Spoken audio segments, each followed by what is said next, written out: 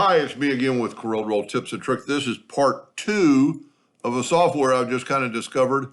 A couple of months ago or a month ago, somebody was trying to make a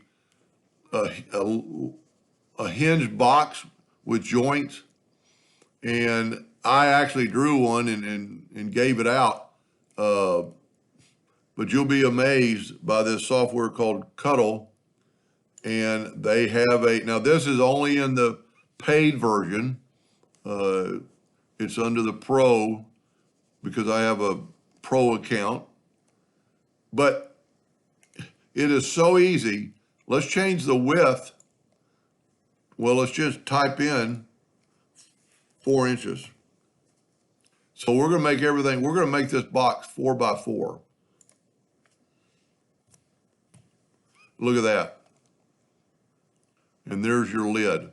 And you can change. So here's your kerf, which is a good kerf probably. This is your material thickness, which is your plywood, and this is 1/8 inch plywood. You can set your tabs, make them a little bit different, like 0.25. Make smaller tabs. I wouldn't really suggest that on a small box like this. 0.5 works just as good as anything. But then after you get all this thing set, so you're inside, it's even telling you your inside dimension. This is great. If you have something to fit in there, this is your 1/8 inch plywood on both sides because your box is going to be different.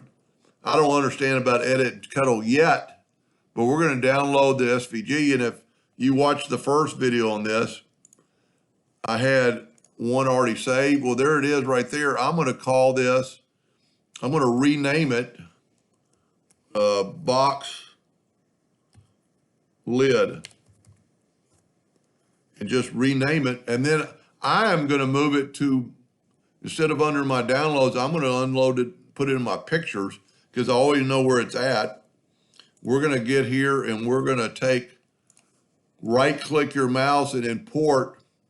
It's an SVG, so we're going to call it, or name it box lid. And there it is right there, and just import it. Probably the most important thing to do is do not stretch this. Just click your left mouse button. If you stretched it, then it would stretch these things and be offset. Now, I like that he has, the sides and the front and the back.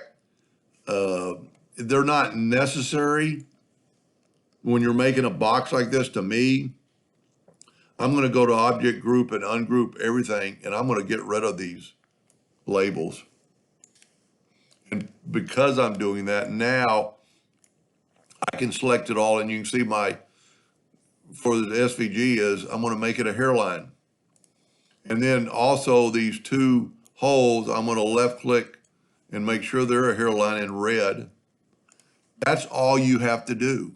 Now, if you remember, we made the box, 4 by 4, but like he said in the dimension, so because this is going to be your inside of your dimension is 3.75. I have spent hours and hours drawing boxes like this, and he does it. You can do it in 2 seconds. Now, like right there, you might want to go back and group these 2 pieces together, to make sure the hole stays there. But you could configure them in your laser however you want. If you have a scrap piece of wood that's long, run it like that.